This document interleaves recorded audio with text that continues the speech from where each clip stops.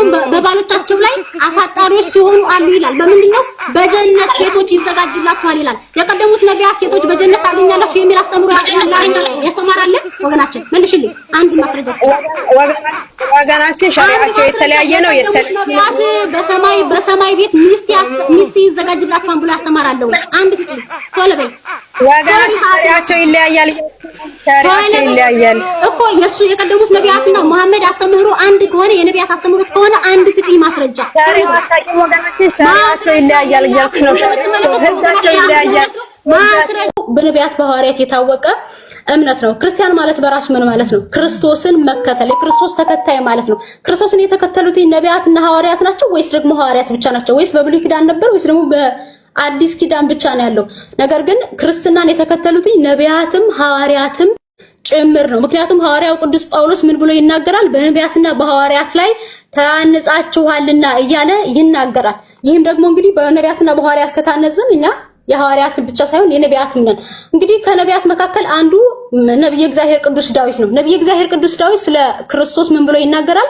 በመዝሙር 47 ቁጥር 5 ላይ አምላክ በእልልታ ተመልከቱ። እዚህ ጋር አምላክ በእልልታ እግዚአብሔር በመለከት ድምጽ አረገ ብሎ ይነግረናል። ስለዚህ ቅዱስ ዳዊት ምንድን ነው ማለት ነው? ክርስቶስን ተከትሎታል። እሱ ብቻ አይደለም። በዚህ በመዝሙር 110 ቁጥር 1 ላይ ምን እያለ ይናገራል? እንደምትመለከቱት እግዚአብሔር ጌታዬን ጠላቶችን ለእግር መረገጫ እስካደርግልህ ድረስ በቀኝ ተቀመጥ አለው እያለ ይናገራል። እሱ ብቻ አይደለም። እንዲሁ ደግሞ ስለ ጌታችን ስለ መድኃኒታችን ስለ ኢየሱስ ክርስቶስ መወለድም ይናገራል። በመዝሙር 132 ላይ ከቁጥር 6 ላይ ነው በኤፍራታ ሰማነው፣ በድር ውስጥም አገኘነው፣ ወደ ማደሪያዎችም እንገባለን፣ እግሮች በሚቆሙበት ስፍራም እንሰግዳለን እያለ ይናገራል። ነብዩ እግዚአብሔር ቅዱስ ዳዊት በእነዚህ ሁሉ ስለ ክርስቶስ ሰብኳል። እሱ ብቻ አይደለም። እንደገናም ደግሞ ስለ ስቅለቱም ተናግሯል። በመዝሙር 21 ቅንፍ 22 16 ጀምራችሁ ስታዩትኝ ብዙ ውሾች ከበቡኝ፣ የከፍተኞቹን ጉባኤ ያዘኝ፣ እጆቼና እግሮቼን ቸነከሩኝ፣ አጥንቶቹ ሁሉ ተቆጠሩ እያለ ስለ ክርስቶስ ይናገራል። ስለዚህ ክርስቲያን ማለት ምን ማለት ነው? የክርስቶስ ተከታይ ማለት ነው። ስለ ክርስቶስ መስበክ፣ ክርስቶስን ማምለክ ክርስቲያን ያስብለዋል። ስለዚህ ቅዱስ ዳዊት ስለ ክርስቶስ ሰብኳል። ክርስቶስን ደግሞ ጌታዬ ብሎ አምላኬ ብሎ ጠርቶታል። ስለዚህ ምንድነው ማለት ነው? ክርስቲያን ነው ማለት ነው። እንዲህ ደግሞ በተጨማሪ ነብይ እግዚአብሔር ቅዱስ ኢሳይያስ መውሰድ እንችላለን። ነብይ እግዚአብሔር ቅዱስ ኢሳይያስ ስለ ጌታችን አምላካችን ኢየሱስ ክርስቶስ ተናግሯል። ምን እያለ ይናገራል? በዚህ በትንቢተ ኢሳይያስ 7:14 ላይ ስለዚህ ጌታ ራሱ ምልክት ይሰጣችኋል፣ እነሆ ድንግል ትጸንሳለች፣ ወንድ ልጅም ትወልዳለች፣ ስሙንም አማኑኤል ብላ ትጠራዋለች ብሎ በመናገር ይሄዳል ማለት ነው። እንደገና ደግሞ በ9:6 ላይ ትንቢተ ኢሳይያስ ምዕራፍ 9 ቁጥር 6 ላይ ሕፃን ተወልዶልናልና ወንድ ልጅም ተሰጥቶናልና አለቅነትም በጫንቃው ላይ ይሆናል፣ ስሙም ድንቅ መካር፣ ኃያል አምላክ፣ የዘላለም አባት፣ የሰላም አለቃ ተብሎ ይጠራል ብሎ ይናገራል። ክርስቶስን ማለት ነው ምን አለው? አምላክ ብሎ ጠራው። እንደገና ደግሞ ስለ ሞቱ ሲናገር ደግሞ በትንቢተ ኢሳይያስ 53:5 ላይ እርሱ ግን ስለ መተላለፋችን ቆሰለ፣ ስለ በደላችንም ደቀቀ፣ የድህነታችን ተግሣጽ በእርሱ ላይ ነበረ፣ በእርሱም ቁስል እኛ ተፈወስን እያለ ይናገራል። ነብይ እግዚአብሔር ቅዱስ ኢሳይያስ በዚህ መልኩ ስለ ክርስቶስ አምላካችን ሰብኳል ማለት ነው። ስለዚህ ነብይ እግዚአብሔር ቅዱስ ኢሳይያስ ምንድነው ማለት ነው? ክርስቲያን ነው ማለት ነው። በተጨማሪ ነብይ እግዚአብሔር ቅዱስ ሄኖክ የአዳም 7ኛ ትውልድ ነው። በመጽሐፍ ሄኖክ ምዕራፍ 1 ቁጥር 1 ላይ ስትመለከቱት የጌታ ቀን እያለ ይናገራል። ስለ ጌታ ቀን ስለ መጨረሻው ቀን ነው የሚናገረው። ይህን ደግሞ ምን እያለ ይናገራል? ሄኖክ ተናገረ እንዲህ አለ፣ ከእግዚአብሔር ዘንድ የሆነች ጻድቅ ሰው አይኖች ተገልጠው ሳለ መላእክት ያሳዩኝን በሰማያት ያለ ጽኑ ራእይን ያይ ነበረ፣ ከእርሱም ሁሉ ሰማሁ፣ እኔም የማየው አወቅኩ ይላል። ይህም የሚደረገው በሚመጣው በሩቅ ትውልድ ነው እንጂ በዚህ ትውልድ አይደለም። የተመረጡትን ነገር ከማደሪያዎቹ ከወጣ ገናና ጽኑ ከሆነ ከፈጣሪ ጋር ተናገርኩኝ እያለ ይናገራል። ፍርዱን በኃጥአን ሁሉ በጻድቃንም ላይ ሁሉ ይደረጋል ይላል። ፍርዱ በማን ላይ? በመጨረሻው ዘመን ነው የሚለው። በመጨረሻው ዘመን ሊፈርድ የሚመጣው ደግሞ ማን ነው? ክርስቶስ ነው። ይህንን ደግሞ በዮሐንስ ራእይ ምዕራፍ 22:11-12 ጀምራችሁ ስትመለከቱትኝ ጻድቁም ወደፊት ጽድቅን ያድርግ፣ እርኩስም ወደፊት እርኩሰትን ያድርግ፣ እነሆ በቶሎ እመጣለሁ፣ ለእያንዳንዱ ስራው መጠን ከፍል ዘንድ ዋጋዬ ከኔ ጋር ያለ ብሎ ይናገራል። ስለዚህ ነብዩ እግዚአብሔር ቅዱስ ሄኖክ ምንድነው ማለት ነው? ክርስቲያን ነው ማለት ነው። እንዲሁ ደግሞ ሙሴ በዚህ በዘጸአት 33 ላይ ሄዳችሁ ስትመለከቱት 23 ላይ ምን ብሎት ነበር? እግዚአብሔር አምላካችን ፊትህን አሳየኝ ብሎት ነበርና አይ ፊትህን ሳታየም ጀርባዬን ታያለህ ብሎት ነበር። ይህንን ትርጓሜው ላይ ወስዳችሁ ስትመለከቱት ሙሴና ኤልያስ መጡ አይደለ? በደብረ ታቦር ሲመጡ ጊዜ ከመጡበት መካከል አንዱ የሚለው መጀመሪያ ሙሴ ምን ብሎት ነበረ? ፊቴን አላሳየህም ጀርባዬን ግን ታያለህ የሚለውን እሱን አንዱን ለመፈጸም ነው ብሎ ይናገራሉ። ስለዚህ ሙሴ ምንድነው ማለት ነው? ክርስቲያን ነው ማለት ነው። እነዚህ ሁሉ ነቢያት ስለምን ተናግረዋል? ስለ ኢየሱስ ክርስቶስ ተናግረዋል። ክርስቲያን ማለት ምን ማለት ነው ብያቸዋለሁ? ክርስቶስን መከተል፣ እግዚአብሔር አምላካችንን ክርስቶስን መከተል። ክርስቶስን ከተከተሉ፣ ክርስቶስን ከሰበኩት፣ ክርስቶስን ከመለኩ ምንድናቸው ማለት ነው? እኒህ ሁሉ ነቢያት ክርስቲያኖች ናቸው ማለት ነው። ስለዚህ ክርስትና በነቢያ በሐዋርያት ወይም ደግሞ በአዲስ ኪዳን ብቻ ሳይሆን በብሉይ ኪዳንም የነበረ እንደገና ደግሞ በነቢያትም ሁሉ የተሰበከ ነው። እኒህ ሁሉ ነቢያት ለምሳሌ ነው ያመጣቸው እንደ ናሙና ነው እንጂ ብዙ ናቸው። መጽሐፍ ሁሉ ስለኔ ይናገራል ብሏል ክርስቶስ። ስለዚህ ስለሱ የተናገሩት በሙሉ ምንድናቸው ማለት ነው? ክርስቲያኖች ናቸው ማለት ነው። እንግዲህ በተጨማሪ እንግዲህ ከዚህ በፊት የነበሩት ምንድነው ተብለው የሚጠሩ የነበሩት በዚህ አሁን በአዲስ ኪዳን ክርስቲያን ይባላሉ። በዛሳ መጠራቸው ምንድነው የነበረው? እስራኤል፣ ህዝብ እስራኤል። እስራኤል ማለት ምን ማለት ነው? የተመረጠ ህዝብ ማለት ነው። ስለዚህ ክርስትናውን በዚህ መልኩ ካየን እስልምና በመሐመድ የተጀመረ ከመሐመድ በኋላ የመጣ ወይስ ከዛ በፊት አንስቶ ነበረ እስልምና? እንግዲህ የራሳቸው መጻሕፍቶች እንደሚነግሩን እስልምና አይደለም ከመሐመድ በፊት ከመሐመድ በኋላ እንደመጣ እንጂ ከመሐመድ በፊት አንድም እንኳን እንዳልነበረ ያሳዩናል። ለምሳሌ በዚህ በሳሂህ አልቡኻሪ 6887 ላይ እስልምና በራሱ ማስረጃ በመጨረሻ የመጣ ነው እኛ ሙስሊሞች ነን እያለ ይናገራል። ተመልከቱ። ሳሂህ አልቡኻሪ 6889 ላይ ማለት ነው። በመጨረሻ የመጣ ነው እኛ ሙስሊሞች ነን እያለ ይናገራል። በመጨረሻ ካለ እንግዲህ መጀመሪያ የሆኑ አሉ ማለት ነው። ስለዚህ ከዛ በፊት እስልምና የሚባል እንዳልነበረ ያሳየናል። እንደገና በሳሂህ አልቡኻሪ 238 ላይ ወደዚህ ምድር በመምጣት የመጨረሻዎቹ ነን በትንሳኤ ቀን ግን የመጀመሪያ ነን እያለ ይናገራል። ሳሂህ ነው እንደምትመለከቱ ቡኻሪ 238 ላይ። ስለዚህ እዚህ ላይ ምን እያለ እየተናገረ ነው? ወደዚህ ምድር በመምጣት የመጨረሻዎቹ ነን እያለ ይናገራል። በትንሳኤ ግን መጀመሪያ ነን ይላል። ወደዚህ ምድር በመምጣት ማለት እንግዲህ አስቡትኝ መጨረሻ የመጡትኝ እነሱ ናቸው ማለት ነው። ከዛ በፊት እስልምና የሚባል ከነጭራሹም ከመሐመድ በፊት አይታወቁም ነበር። እንዲሁ ደግሞ በሱናን አናሳይ 1367 ላይ እንደምትመለከቱት በደንብ አድርጋችሁ ተመልከቱትኝ። ይሄው 1367 ላይ ምን እያለ ይናገራል? ከሱ በፊት ከመጀመሪያዎቹ ማለት ነው አቡ ሁረይራ እንደተረከው የአላህ መልእክተኛ እንዳሉትኝ እኛ የመጨረሻዎቹ ነን፣ በትንሳኤ ቀን ግን የመጀመሪያዎቹ ነን። ከእኛ በፊት አስቡት፣ ከእኛ በፊት መጽሐፍ ተሰጥቷቸዋል፣ ከነሱ በኋላ ለኛ መጽሐፍ ተሰጠን ይላል። እነዚህ ከሱ በፊት መጽሐፍ የተሰጣቸው እነማን ናቸው? መጽሐፍ የተሰጣቸው እነማን ናቸው? አይሁዶችና ክርስቲያኖች ናቸው። መሐመድ ነብይ ሆኖ ከመምጣቱ በፊት እስልምናን ይዞ ከመምጣቱ በፊት መጽሐፍ የተሰጣቸው ሰዎች አሉ።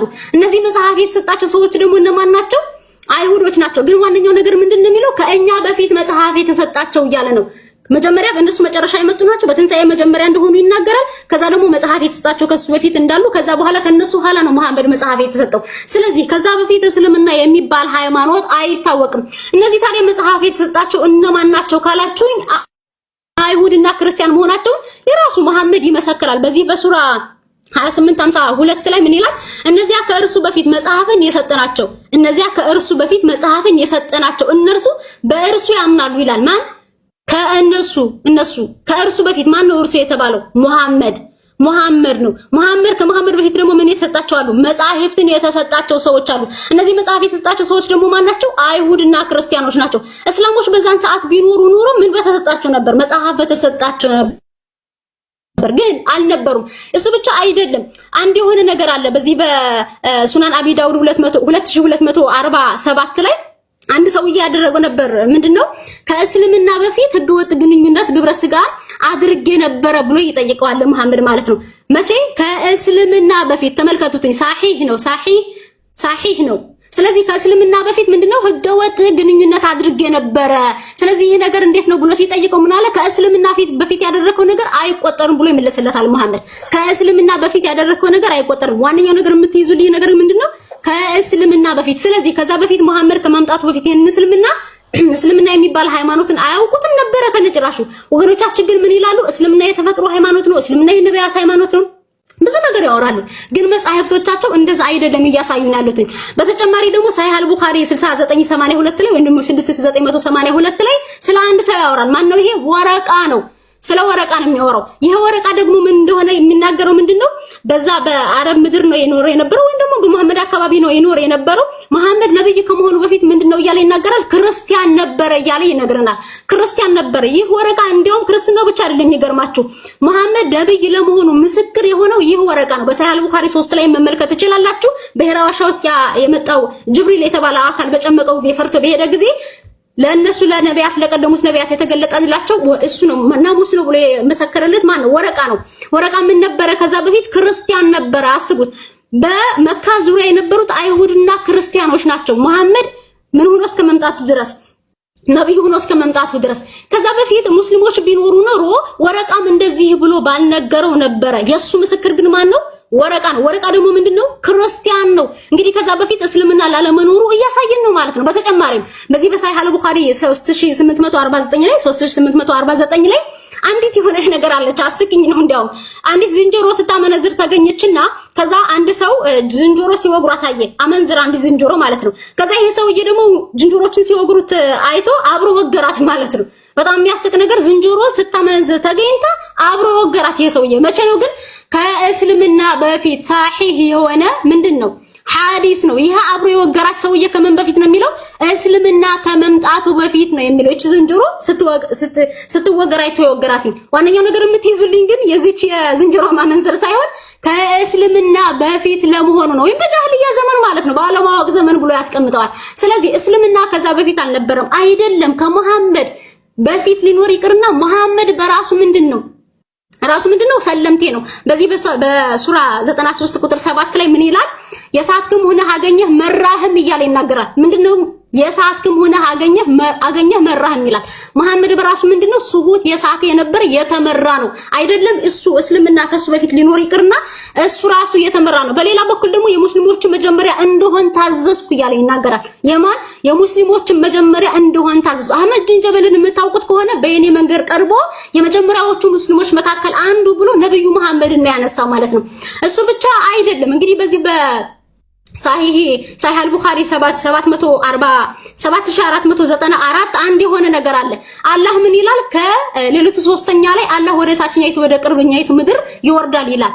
አላህ ወደ ቅርቢቱ ምድር ይወርዳል ይላል። ይህንን ብሎ ያስተማረ ነብይ ያለው ወገኖቻችን እስኪ አስቡትኝ።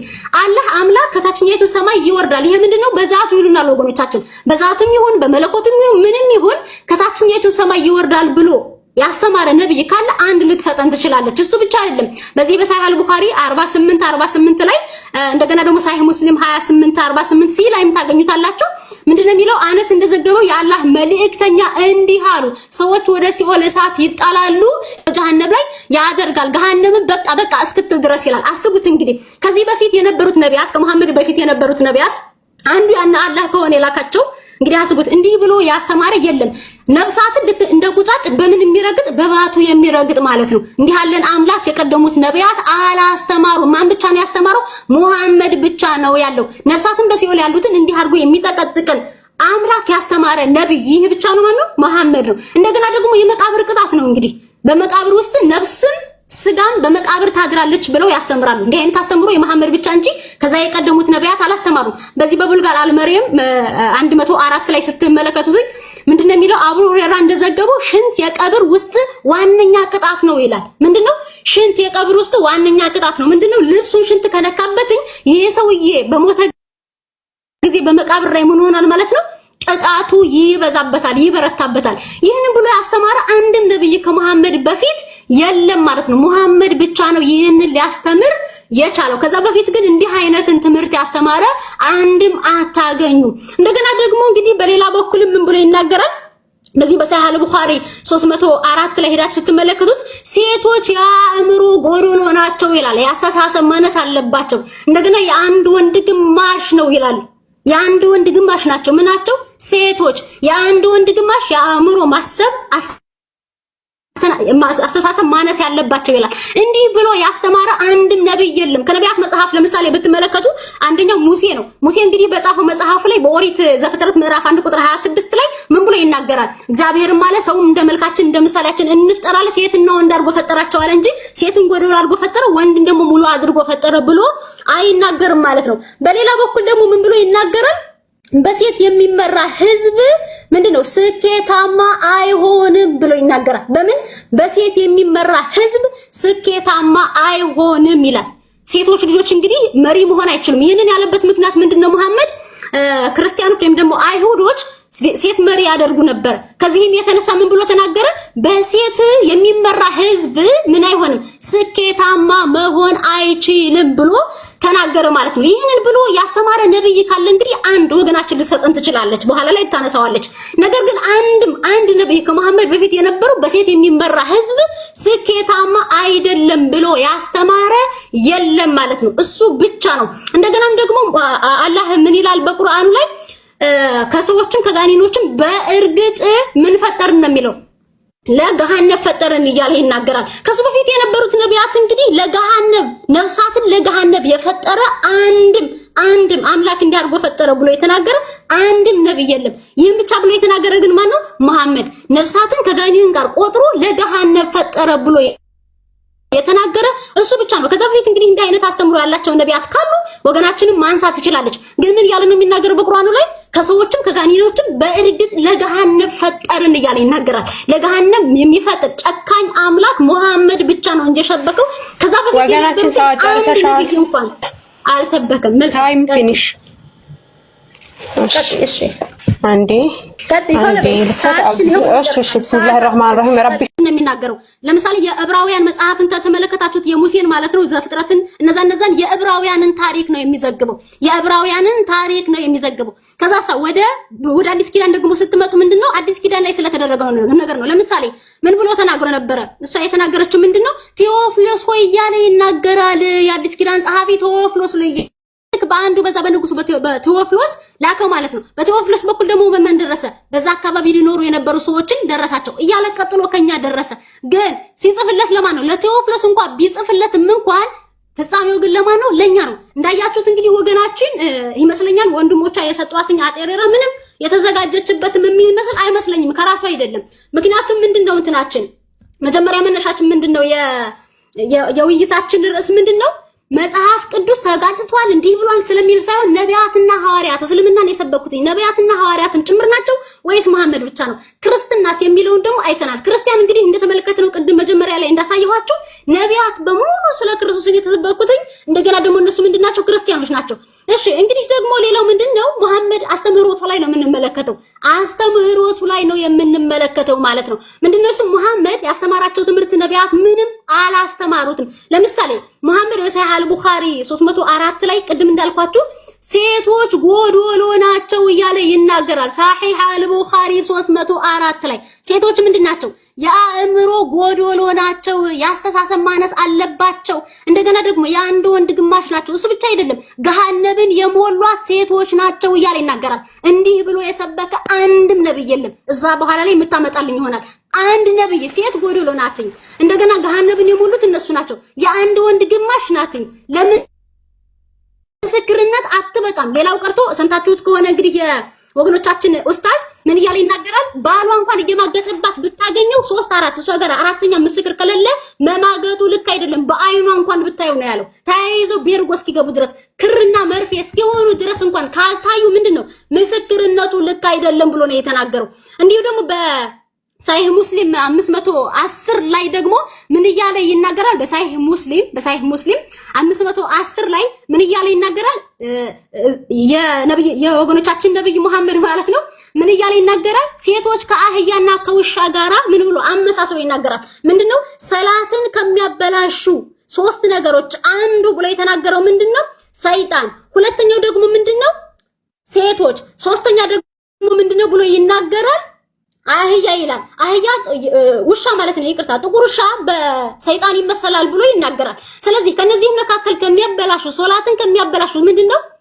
ሴቶች ትመደባለች። ከአህያና ከውሻ ጋር መድቦ ሶላትን ታበላሻለች ብሎ ከተናገረ መካከል መሐመድ ብቻ እንጂ አንድም ነብይ ከሱ በፊት የነበረ ተመልከቱ። ሳሂህ ነው እንትሩ ሐዲሱ አንድም ነብይ እንኳን ያስተማረ የለም ማለት ነው። ያስተምሮ የማን ነው ማለት ነው? የመሐመድ። ስለዚህ እስልምና ምንድነው? ውሸት ነው። ስለዚህ ምንድነው ማለት ነው? የነብዩ መሐመድ አስተምህሮት ብቻ ነው። የነብዩ መሐመድ አስተምህሮት ባይሆን ኑሮ ቀደምቶችን ነቢያት እንዲህ ብለው ባስተማሩ ነበር። የቀደምቶችን ነቢያት አላስተማሩ ማለት ምን ማለት ነው? የሙሐመድ አስተምሮ ብቻ ነው። ስለዚህ ሙሐመድ ሐሰተኛ ነው። ሐሰትን ትምህርት ይዞ ነው የመጣው እንጂ ከዛ በፊት የነበረን ትምህርት ይዞ አልመጣም። በተጨማሪ ደግሞ በዚህ በሰሒህ አልቡኻሪ 4425 ላይ ሴቶችን ምን ሲያደርግ ይታያል? ዝቅ ሲያደርግ እንመለከተዋለን። ምንድነው የሚለው? በሴቶች የሚመራ ህዝብ ስኬታማ አይሆንም እያለ ይናገራል። በሴት የሚመራ ህዝብ ስኬታማ አይሆንም እያለ ይናገራል ማለት ነው። በሴት የሚመራ ህዝብ ስኬታማ አይሆንም ብሎ የተናገረ ማን ብቻ ነው? ሙሐመድ ብቻ ነው። ከዛ በፊት የነበሩት ነቢያት ግን እንዲህ አይነትን ዝቅ ያለ ሴቶችን ዝቅ የሚያደርግ አስተምህሮትን ያስተማረ አንድም ነብይ እንኳን የለም ማለት ነው። ማን ብቻ ነው ያስተማረው? እሱ ብቻ ነው ያስተማረው። የቀደሙት ነቢያት አላስተማሩትም ማለት ምን ማለት ነው ማለት ነው? እስልምና ሐሰት ነው ማለትም ሙሐመድ ይዞት የመጣው እስልምና ሐሰት ነው ማለት ነው። በተጨማሪ ደግሞ ሙሐመድ ምን ብሎ ያስተምራል? በዚህ በሳሂህ ሙስሊም 2737 ኤ ላይ አብዛኞቻቸው ሴቶች የገሃነም ዘውታሪዎች ናቸው ብሎ ይናገራል። አብዛኞቹ ሴቶች የገሃነም ምንድን ናቸው? ዘውታሪዎች ናቸው ይላል። መሐመድ ሴቶች ላይ ቂም ያለበት ይመስላል በነገራቸው ላይ። ምክንያቱም መሐመድ ወንዶችን በእንደዚህ አይነት ነገር ሲናገራቸው ታይቶ አይታወቅም። ስለዚህ ይህንን ትምህርት ያስተማረው ማን ነው? ሙሐመድ ብቻ ነው። ከዛ በፊት የነበሩት ነቢያት ግን እንዲህ ብለው አስተምረዋል? በፍጹም። ካስተማሩ እሷ የምታሳየን ይሆናል ወገናችን ማለት ነው። ሴት ጎዶሎ ናት። ሴት ያንድ ወንድ ግማሽ ናት። ሴት ገሃነምን የሞላች ናት። ሴት ከውሻና ከሰይጣን ከአህያ እንትን ብላ ተደምራ ሰላትን ታበላሻለች ተብላ ያስተማረ አንድም ነብይ የለም። ገሃነም ዘውታሪዎች የሆኑት እነማን ናቸው? እነሱ ናቸው። በሳሒህ ሙስሊም 2737 ኤ ላይ ተመልከቱት። በተጨማሪ መሐመድ ምን ብሎ ያስተምራል? ሰው ሲፈጠር ከገማ ጭቃ ነው የፈጠረው ይላል። ከገማ ጭቃ 40 ቀን ከገማ ጭቃ ሰውን ሲፈጥር አንድ ቦታ ላይ ምን ይላል? ከገማ ጭቃ፣ አንድ ቦታ ላይ ከፍትወት ጠብታ። ፍትወት ማለት ምን ማለት ነው? ስፐርም። ሰውን የፈጠረው ከምንድነው? ከስፐርም ነው። እንደገና ከተስፈንጣሪ ውሃ ብሎ ይናገራል። ከተጨለጨለ ሸክላ ፈጠርኩ ብሎ ይናገራል። ተመልከቱ፣ ከተጨለጨለ ሸክላ፣ ከፍትወት ጠብታ ወይም ደግሞ ከስፐርም 40 ቀን ከገማ ጭቃ ተፈጠረ ብሎ ይናገራል።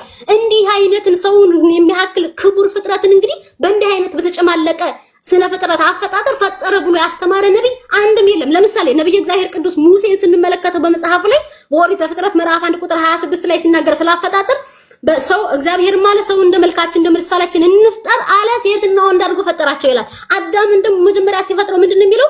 ሰውን ከምድር አፈር አበጃጀው፣ በአፍ ውስጥ ንፋስ እንደውም እፍ አለበት፣ ሕያው ሰው ሆነ ነው የሚለው። ከምድር አፈር። ነገር ግን ከተጨለጨለ ሸክላ፣ ከገማ ጭቃ፣ ከነዚህ ከሚባሉት ነገሮች ምን አላረገም? ያስተማረ የለም። ሁለተኛው ደግሞ ሙሐመድ ምንድነው የሚወርድለት የነበረው? ወሂ ሲወርድለት ማለት ነው ምን ያደርግ ነበር መስላችሁ? በዚህ በሳሒህ ሙስሊም 510 ኤ ላይ ስትመለከቱት ሙሐመድ ወሂ ሲወርድለት ወይም ደግሞ ከአምላኩ ወሂ ሲወርድለት በምን ነበረ? እንደ ግመል ያንኮራፋ ነበር። በመጋረጃ ውስጥ ሆኖ እንደ ግመል ያንኮራፋ ነበር። ከሱ በፊት የነበሩት ነቢያት ግን አንድም ወሂ ሲወርድላቸው እንደ ግመል የሚያንኮራፋ አንድም ነብይ ልታመጣልን አትችልም። ከመጣችሁም በኋላ የምናየው የሆነ ወገናችን ግን ወሂ ሲወርድለት ወይም ደግሞ የአምላክ መገለጥ ሲወርድለት የአምላክ ቃል ሲወርድለት ምን ያደርግ ነበረ? በጀርባው ይሆንና ከመጋረጃ ጀርባ ይሆንና እንደ ግመል ያንኮራፋ ነበረ። ከዛ በፊት የነበሩት ነቢያት ግን ክርስትናው ላይ ብትመለከቱ ሄኖክንም ብትመለከቱት 40 ቀን 40 ሌሊት ጾሞ ነው የእግዚአብሔር መገለጥ የተገለጠለት። ሙሴንም ብትመለከቱት ትእዛዛትን ይዞ ሲወርድ 40 ቀን 40 ሌሊት ጾሞ ነው። እንደገና ደግሞ ነብይ እግዚአብሔር ቅዱስ ዕዝራ ሱቱኤልንም ብትመለከቱት እሱም ጾሞ ነው የመጣለትኝ እንጂ በመጋረጃ እየተሸሸገ ከዛ በኋላ ወሂ ወረደልኝ እንዲህ አለልኝ ያንኮራፉ አይደለም። ሌላው ደግሞ በሳሒህ አልቡኻሪ ቮሊዩም 1 ቡክ 1 ሐዲስ ነምበር 3 ላይ ስትመለከቱት ወሂ ሲወርድለት እንዴት ነው የነበረው? እሱ በሂራ ዋሻ ውስጥ ነበረ። በሂራ ዋሻ ውስጥ እያለ ምን አለ? አንድ መልአክ መጣና በነሱ ባሉት ነው ከሄድን አንድ አካል መጣና ምን አደረገው? ጨመቀው። እቅራ እያለ አንብብ እያለ ጨመቀው ከአንዴም ሶስቴ። ምን ይላል? እኔ ማንበብ አልችልም እያለ እንኳን ያነ መልአክ የተባለው እንኳን መስማት አልቻለም። ማንበብ አለማወቁን አይደለም የሚገርመው መሐመድ አለማወቁ ሳያንስ መልአክ የተባለው አካል ማለት ነው አይሰማም ራሱ። እኔ ማንበብ አልችልም እባክህ እያለው ከአንዴም ሶስቴ ነው የጨመቀው። እንዲህ ተጨምቀውና ተጨንቀው ወሂ የወረደላቸው ወይም ደግሞ መልእክት የወረደላቸው አንድም ነብይ የለም። አንድ መሐመድ ብቻ ነው። ከዛ በፊት የነበሩት ነቢያት ግን በምንድን ነው የሚመጣላቸው?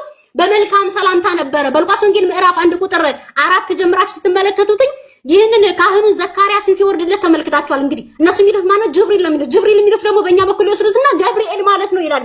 ገብርኤል ግን እንዲህ አይነት አስጨናቂ አስጠባቢ ጨማቂ መልአክ ነው አይደለም። ይልቁንም አረጋጊ መልአክ ነው። በላይ በሰማይ ሳሉ ያረጋጋ፣ በምድር ደግሞ ይሄንን መልአክ ይሄንን የእግዚአብሔር ቅዱስ የሆነው ካህኑን ዘካርያስን ሲመለከተው ምንድነው ያለው? በመሰዊያው ፊት ተገለጠለትና ምን አለ? ዘካርያስ ሆይ ጸሎቱ ተሰምቶልሃልና አትፍራ ነው ያለው። መጀመሪያ ምን አለው? ጸሎቱ ተሰምቶልሃል። ዘካርያስ የጸለየው ጸሎት ምንድነው? የታወቀ ለመልአኩ ነግሮታል እንዴ? አይደለም። የዘካርያስ ጸሎት ምን ነበረ? በዘመኑ ልጅ አልነበራቸውምና ልጅ እንዲሰጣቸው አምላክ ይጸልዩ ነበረ።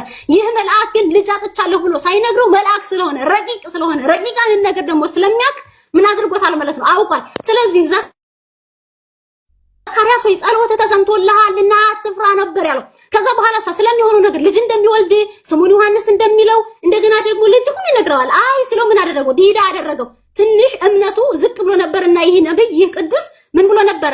አይ ብሎ ሲለው ዲዳ ትሆናለህ፣ ይህን ነገርን በወቅቱ አልሰማህምና ዲዳ ትሆናለህ አለው። ዲዳ አደረገው። እሱ ብቻ አይደለም ምን ብሎ ነገርለት? ስለራሱ እኔ በእግዚአብሔር ፊት የምቆመው ገብርኤል ነኝ ብሎ ራሱን ነው የተናገረው። ሳይል ቡኻሪ 303 ላይ ስትሄዱ ግን ምንድነው ያደረገው? ምንነቱን አልነገረውም። ጨምቆ አስጨንቆ ጥሎት ሄደ እንጂ ማንነቱን አልተናገረም። ማንነቱን የማይናገር መልአክ ደግሞ መልአክ ሊባል አይችልም፣ ሰይጣን እንጂ ሲያስጨምቅና ሲጨንቅ የምናየው እኛ መልአክ የእግዚአብሔር መልአክማ አያስጨንቁም። ይልቁንም የእግዚአብሔር መልአክ ምንድነው የሚያደርጉት? እንደዚህ ያረጋጋሉ ማለት ነው። እሱ ብቻ አይደለም። ወደ እመቤታችን ድንግል ማርያም ሲመጣ ቁጥር 26 ላይ ሄዳችሁ ትመለከቱት። እዛው ምዕራፍ ላይ ሉቃስ 1:26 ላይ ደስ ያለሽ ወይ ደስ ይበልሽ እያለ ነው የተናገረው። ነገር ግን ሱራ መርየም ምዕራፍ 19 ቁጥር 17 ጀምራችሁ ተመልከቱት። መጣነ ምንድነው ያለው? ይህ ነገር የተፈረደ ነው ያላት ለማን? ለመርየም ማለት ነው። ከዛ ምን ይላል? ነፋባት ይላል። እመቤታችን ቅድስት ድንግል ማርያምን ግን ነፍተውባታል? አልነፋትም። ግን ይሄኛው ጅብሪል ምንድነው ያደረገው? ነፋባት እያለ ይናገራል። ነፋፊ የሆነ መልአክ አይተን አናውቅም። ሌላው ነገር ደግሞ ምንድነው? በዚህ የነቢያት የቀደሙት ነቢያት እንዲህ እንትን ይሄ መልአክ አለ ብሎ ያስተማረ የለም። እሱ ብቻ አይደለም። በሳይል ቡኻሪ 3 ላይም ስትመለከቱት መሐመድ የተገለጠለትን አካል እንኳን አያውቅም ነበረ። ጅብሪል ለመሆኑ አያውቅም። ነብይ ቢሆን እውነተኛ ነብይ አምላክ ነብይ ቢሆን ኑሮ እንደቀደምቶቹ አይነት ነብይ ቢሆን ኑሮ የተገለጠለትን አካል ባወቀ ነበረ። መሐመድ ግን የተገለጠለትን አካል እንኳን አያውቀውም። ይልቁንም ደግሞ ማን የነገረው? በወቅቱ ሙስሊም ያልነበረ ክርስቲያን የነበረ ሰው ነው። በቦታው በሰዓቱ ያልነበረ ክርስቲያን የነበረ ሰው ነው እንኳን ማን እንደተገለጠለት ያሳየው ማለት ነው። መሐመድ ግን እውነተኛ ነብይ ቢሆን ኑሮ እንደቀደሙት አይነት ነብይ ቢሆን ኑሮ ምን ማድረግ ይችል ነበረ? የተገለጠለትን አካል ያውቅ ነበረ። የቀደሙት ነቢያትሳ መጥቶ ያስጨመቃቸው መልአክ አለ? ወገናችን ሰዓት ወገናችን ቀጥ ወገናችን ሰዓት ተረጋጊ።